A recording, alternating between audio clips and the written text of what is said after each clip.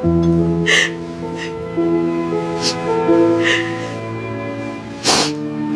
hospital wristband was still on her arm when Judy Yoon signed the discharge papers alone.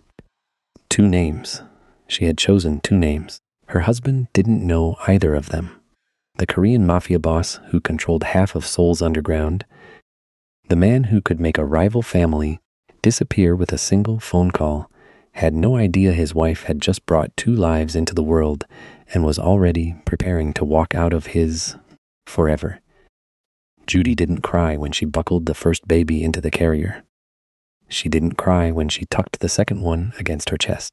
She didn't cry when she pushed through the back exit of Yonsei Severance Hospital into the cold Seoul rain, her body still aching from labor, her heart already deciding what her mind hadn't fully caught up to yet. She was done. Not angry, not dramatic, done. The way a woman is done when she has waited past the very last thing she was willing to wait through, and finally, quietly chooses herself. 3 weeks before the birth, Judy Yoon had stood in their walk-in closet, the kind that cost more than most people's apartments, and tried to figure out what was wrong with her marriage, not what he had done. She already knew what he did. Do-ri Yoon worked. He disappeared. He came back smelling like cigarettes and decisions she wasn't allowed to know about. He kissed her on the forehead like she was something precious and breakable, and then he walked back into a world that had nothing to do with her. She had told herself for 2 years that this was the cost of loving a man like him. Do-ri Yoon was not like other men. He was 34 years old, neatly built, with the kind of sharp features that made people in restaurants pause mid-sentence when he walked in. He wore black suits the way some men wear armor, not for show, but because the world responded to them. His dark hair was always swept back, always controlled. His smile, when it appeared, was slow and deliberate, like he was granting something. On his neck, just above the collar, was the edge of a tattoo that disappeared beneath his shirt, the only visible proof of the life he actually lived. He was the head of the Yoon Syndicate, old money, old blood, old rules, and those rules had never fully included Judy. She was a black woman from Atlanta, Georgia, who had followed love to Seoul 4 years ago and built an entire life around a man who had never once let her fully inside his. She spoke Korean now, not perfectly, but enough to read the room when she walked into his family's gatherings and watched the way his mother's expression settled into something polite and impenetrable. Judy understood what that expression meant. She had simply chosen, for a long time, not to let it matter. She had believed in Do-ri the way you believe in a place you've never fully visited, but feel certain is real. And then the babies came. 2 heartbeats on an ultrasound screen, a boy and a girl, the future she had built in her mind. And something in the atmosphere of their marriage shifted. He became more distant, more careful around her, like he was managing her instead of loving her. She had noticed. She had simply not yet understood what she was noticing. The night her water broke, it was raining, 2:47 in the morning. Do-ri was in bed beside her, actually there, which had been rare lately, and for a moment, gripping his arm in the dark while the first contraction rolled through her body, Judy thought, this is it. This is the moment that changes everything. He's right here. He was on his phone within minutes. She watched his face change, watched the careful blankness fall over his features, the one he wore when syndicate business entered the room, and everything personal had to wait. I have to go. His voice was quiet, controlled. Do-ri, hers was not. I'm in labor. I know. He was already standing, already buttoning his shirt. I'll be back before it matters. This can't wait. I can't wait. He paused at the door, looked at her over his shoulder. And in that pause, the same pause she had learned to read over 4 years, she understood something that no amount of love had ever let her fully accept before. She was not first. She had never been first. I'll be there, he said. He wasn't. Judy labored for 11 hours. She had a nurse named So Yeon who held her hand during the hardest contractions and spoke to her in soft Korean that Judy mostly understood. She had a doctor who told her she was strong. Jungmul, really, incredibly strong. She had a window that looked out onto the city lights, blurring in the rain. She did not have her husband. She checked her phone between contractions, twice. Then she turned it face down on the bedside table and did not pick it up again. If he came, he came. He didn't come. At 1:22 in the afternoon, her daughter arrived. Judy named her COA, a place of comfort, while her eyes burned and her jaw stayed locked and not a single tear fell, because there was no one in that room to witness her break. At 1:39, her son, she named him Junseo. To protect the family, she held both of them against her chest, one in each arm, and looked at their faces, impossibly small, impossibly perfect, blinking against the light of a world that had nothing yet to do with the mess their father had made. He still doesn't know their names, she realized, and something hardened in her chest like a door closing. Not rage, not despair, something colder and more final than either, a decision. 4 hours later, Judy Yoon signed her own discharge papers, dressed slowly in the clothes she had packed in the go bag that she now understood. In hindsight, she had packed for a reason deeper than practicality. She had 2 car seats she had installed herself, a diaper bag packed precisely, a phone with a number she had memorized but never used, for the woman who owed her a favor and had an apartment in Busan, far enough that it would take Duri real effort to follow. She strapped COA in first, then Junseo. She took one last look at her reflection in the hospital window. Long, straight black hair loose around her shoulders, hospital bracelet still on her wrist, eyes that had seen too much and decided to stop accepting it, and walked out into the rain. The Korean Mafia boss's wife had vanished, and somewhere across Seoul, in a private room at a hotel, whose name Judy would later piece together like the last piece of a wound, Do Ri-yoon was making a choice that would cost him everything. He didn't even know it yet. Hey, before we continue, if you're already feeling something for Judy stories, do me a favor and hit that subscribe button. You won't want to miss what's coming next. And let me know in the comments. If Duri came looking for her, would you want Judy to let him find her? All right, let's get back to it. The phone rang at 2:51 in the morning. Judy felt Duri's body change before she heard him answer it. The stillness that fell over him, that particular stillness, the one that meant the other world was calling, was something she had learned to recognize the way you learn to recognize weather. A shift in pressure, a cooling of the air. He was out of bed before the second ring. She lay there listening to his voice drop to that low, controlled register he used when the conversation wasn't meant for her. She couldn't make out words. She didn't need to. She already knew the shape of what was happening. Another contraction moved through her, long and deep, and she pressed her hand against her stomach and breathed through it alone. When he came back to the doorway, he was already dressed. I have to go. Judy looked at him, the black suit, the careful face, the way he stood, like he was already halfway out the door in his mind. I'm in labor, she said, steady. She had decided somewhere in the last 60 seconds to stay very steady. I know.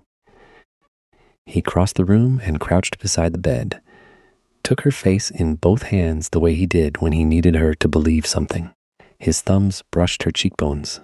2 hours, I promise you. This is something I cannot let someone else handle. She looked at him for a long moment. Go, she said. He kissed her forehead. He left. She called the car service herself, packed the last few things into the hospital bag herself, rode to Yonsei's Severance in the back of a quiet black car, watching Seoul pass in the rain, one hand pressed to her side through another contraction, and did not cry. The hospital room was very white and very quiet. A nurse named So Yeon set her up with a warmth that felt almost unbearable under the circumstances. She spoke softly, moved efficiently, asked once if her husband was coming. Judy said yes. The word left her mouth so easily that she almost believed it herself. She watched the door between contractions. 2 a.m. became 4 meaty a.m. became 7 meaty a.m.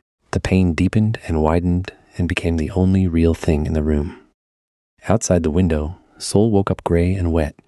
Somewhere across this city, Do Ri-yoon was in a room with his ex-fiancée, doing whatever it was that couldn't wait. handling whatever it was that only he could handle. Judy stopped watching the door sometime around 9. Not because she gave up, because something shifted inside her, not in her body, but deeper than that, and she understood it with a clarity that felt almost peaceful that he was not coming. That she had known some quiet part of her since the moment he stood in that doorway in his black suit. That 2 hours had always been a lie he needed to tell himself as much as her. She focused, she breathed. She did the only thing left to do. At 1:22 in the afternoon, her daughter arrived. Judy named her COA while the room was still loud with effort and relief, before anyone thought to ask, before anyone could suggest something else. COA, a place of comfort. She said it out loud to the tiny face pressed against her chest, said it like a promise. 17 minutes later, her son, Juncio. To protect the family, she held them both against her and looked at their faces, still crumpled, still adjusting to the shock of the world, and felt something she hadn't expected. Not grief, not anger, something enormous and quiet, like standing at the edge of something that goes all the way down. He doesn't know their names, she thought. He doesn't know them at all. And then, for the first time since labor began, the door opened. Her heart moved before her mind could stop it. It was So Yeon, carrying a cup of warm tea. Judy looked at the empty doorway behind her for just a moment. Just one. Then she looked back down at her children and that door inside her. The one she had been holding open for 3 years, through every late night and every unanswered question, and every forehead kiss that was supposed to be enough. Closed? Quietly. Finally. Without drama. She waited until the night shift, when the corridor outside went dim and unhurried. She had already made the calls she needed to make, already sent the one message, not to Duri, not to his family, to a woman named Clara who had an apartment in Busan and owed Judy a favor she had never collected. The message said only, "I'm coming." 2 of us, actually. 3, I mean. She dressed carefully, changed both babies with the practiced focus of a woman who had spent the last 8 months preparing for a life she intended to live fully, even when it hurt. She packed the go bag, the real one, the one at the bottom of the closet she had assembled quietly over the last 6 weeks, without fully admitting to herself why. She removed her hospital bracelet. She looked at it for a moment, then set it on the bedside table, beside the untouched cup of tea. Then she took her children and walked out the back.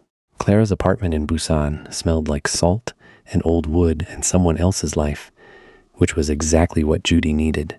She stayed 3 weeks, long enough to think clearly, long enough to understand that thinking clearly was going to require becoming someone slightly different. Not a new person. She had no interest in erasing herself, but a version of herself that Duri Yoon could not easily find. She made the practical decisions first. The way her mother had taught her, take care of what you can touch before you grieve what you can't. A new phone, new accounts. She reached out to a lawyer in Incheon who handled private matters without asking too many questions, and began the slow, careful work of building a life with different walls. She found a small apartment in a neighborhood in Daejeon, quiet enough to think, busy enough to disappear into. She found a childcare arrangement she trusted. She found work she could do remotely. Translation, the same skill she had spent 3 years using to decode Duri's world, and she was very good at it. She did not contact anyone who knew him. She did not look at his name when it appeared in the news, which it did twice in the first year. Business stories with his photograph, that controlled smile above the dark collar. She recognized the smile. She turned the page. Seo-ah laughed for the first time on a Tuesday morning. In their Daejeon apartment, a sudden, bright sound that filled the room. Jun-seo reached for it, turned his head toward his sister. Judy sat on the floor between them and let herself cry. Finally, fully, for all of it. And when it was over, she felt emptied out in a way that was almost clean. She was going to be fine. She was already becoming sure of it. Duri Yoon arrived at Yonsei Severance Hospital at 4:17 in the afternoon, 6 hours after his son was born and 11 minutes after Judy walked out the back entrance with both of them. He did not know that last part yet. He walked through the lobby with 2 of his men behind him, took the elevator to the maternity floor, found the room number he had gotten from the front desk with the particular ease of a man accustomed to getting information quickly. He pushed open the door. The room was empty, stripped, the bed remade, the monitors dark. He stood in the doorway for a long moment. Then he went back to the nurse's station, and the way he asked his questions, calm, precise, with a stillness that made the young nurse behind the desk choose her words carefully, was the way he asked questions when something had already gone wrong and he was only now being told about it. The nurse told him his wife had been discharged. Standard paperwork. The babies were healthy. Both of them. Both, he repeated. Twins, she said, carefully watching his face, a boy and a girl. He was quiet for a moment that stretched longer than it should have. What are their names? The nurse looked at her screen, looked up at him. Your wife registered them before discharge. Seo Ah-yoon and Jun Seo-yoon. She paused. You didn't know the names? Do Ri-yoon, who had built an empire on knowing everything before anyone else did, said nothing.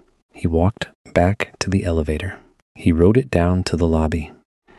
He stood outside the hospital in the rain for a moment that his men would later describe to one another quietly as the only time they had ever seen him look like something had been taken from him that he didn't know how to take back. Then he began making calls.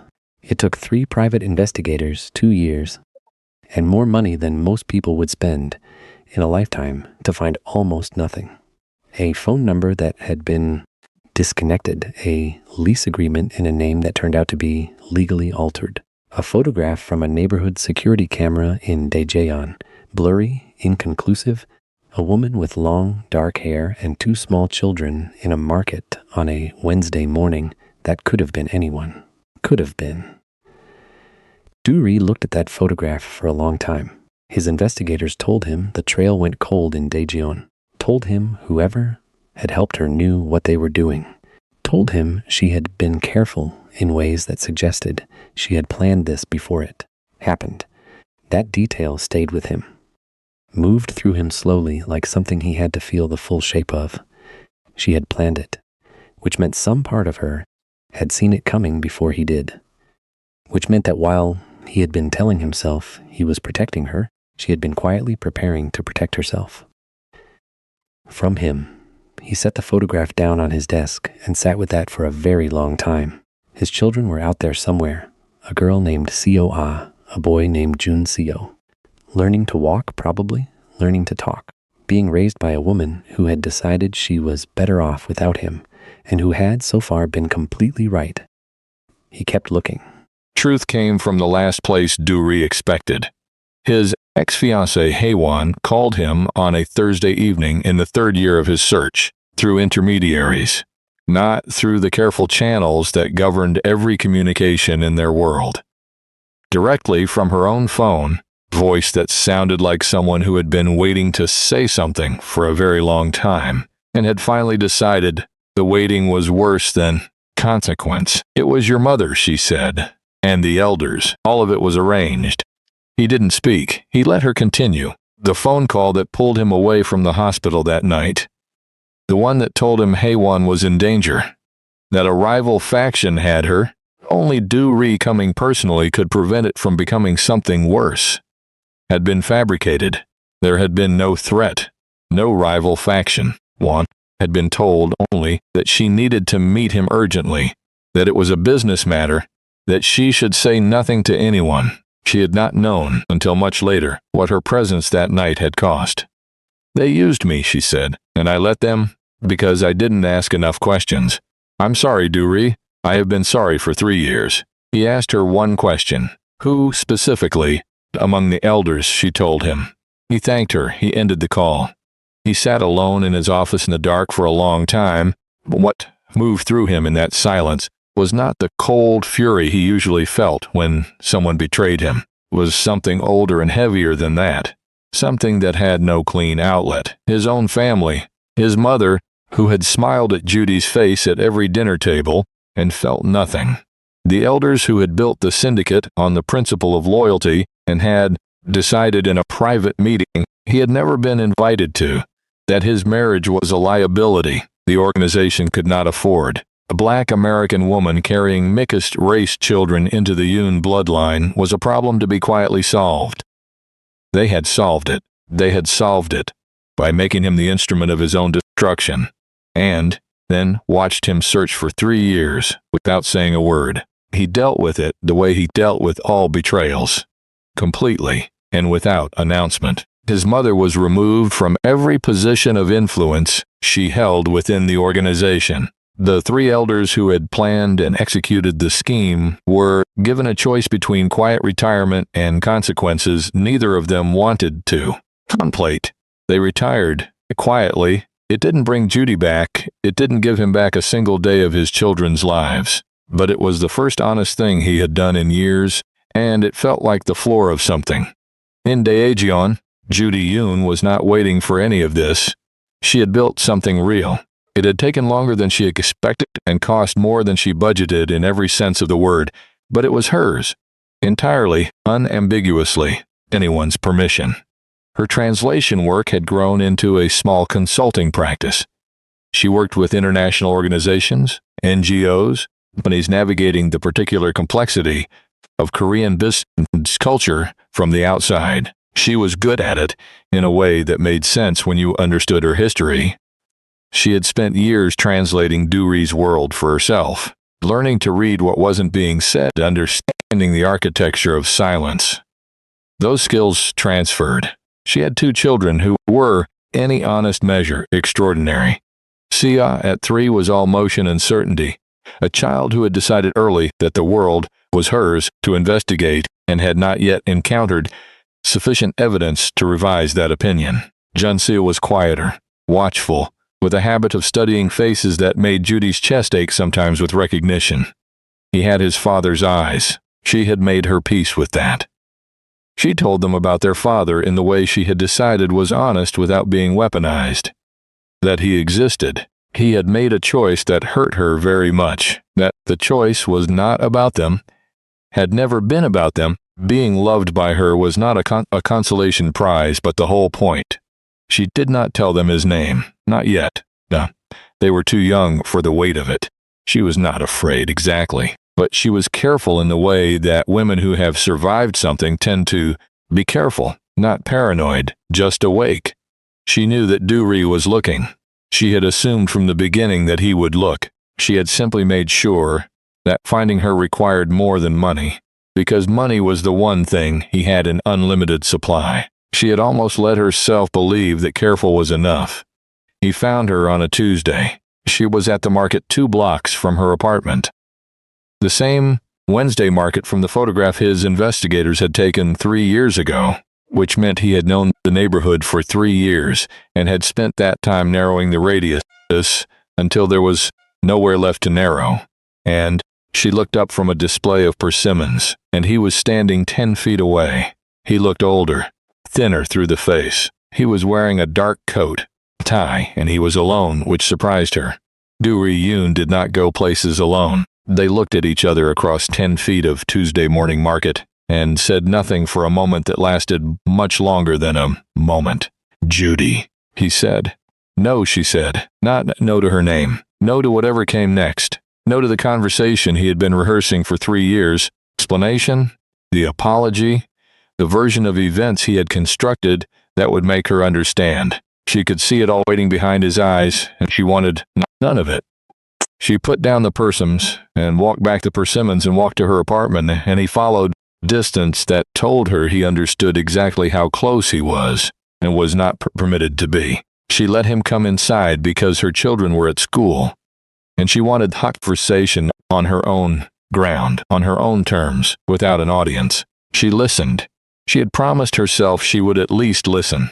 He told her about the elders, about his mother, the fabricated phone call, and Haewon's confession, and what he had done about it afterward. He told it plainly, without decoration, the way a person tells a truth they have no interest in making pretty.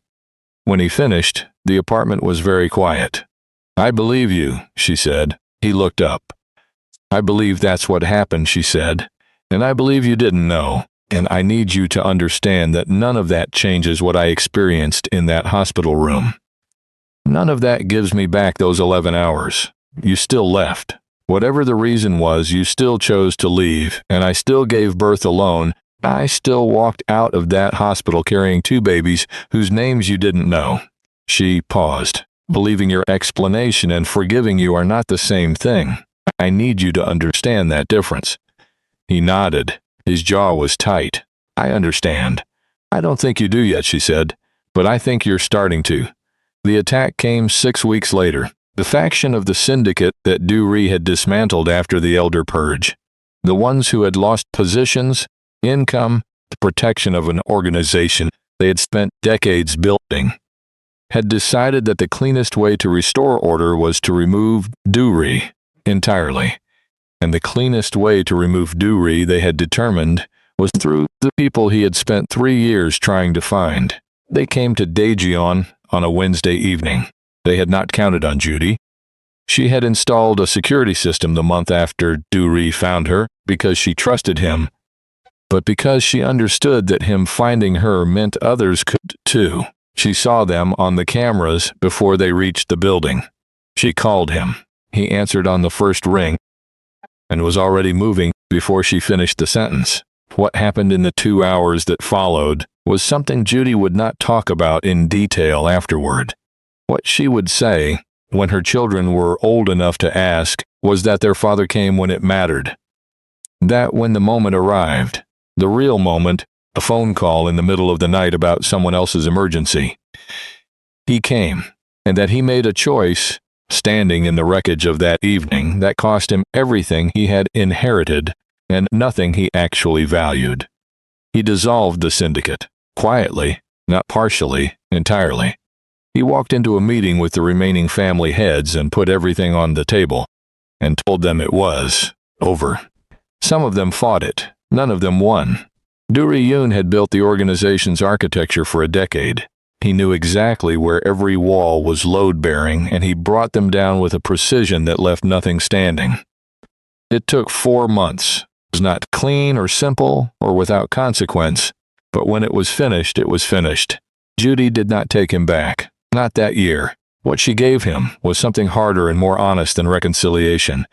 She gave him access to Seo-ah and Jun Seo, who were 4 years old and curious about everything, including this tall, quiet man who looked at them like they were the most important thing he had ever seen in his life. Jun-se warmed to him first. A child who studied faces had studied his father's face in photographs. Judy had finally shown when they were old enough, and found it familiar in a way he didn't have language for yet. Seo took longer. She had her mother's instincts. Dury came every week. He came on time. He came alone. He did not push for more than he was given, did not treat access as a negotiation, did not make Judy's forgiveness the condition of his effort. He showed up and he kept showing up, and eventually the showing up became its own kind of language. One evening after the twins were in bed, Judy brought 2 cups of tea to the small table by the window where Dury was waiting to say good night before he left. She set one in front of him and sat down across from him. She didn't say anything for a moment. "I don't know if I'll ever get there," she said finally. "I need you to know that. I'm not building toward something I've already decided. I'm genuinely, honestly not sure." "I know," he said. "That doesn't bother you?" He looked at her. "You're here," he said. "The tea is hot. Children are asleep 20 feet away." He paused. "I'll take uncertainty over absence for the rest of my life." Judy looked at him for a long moment. Then she picked up her cup. Outside, Daejeon was quiet and ordinary and entirely free of men in dark suits with other people's emergencies. Inside, 2 children slept peacefully. Yet, knowing the full weight of the story that had carried them here, only knowing, in the way children know things, both their parents were in the next room and the night was safe. It wasn't forgiveness. It wasn't a beginning. It was something more fragile and more real than either. It was 2 people deciding 1 cup of tea at a time whether love was worth the work of becoming something it had never been before. Honest, equal, chosen.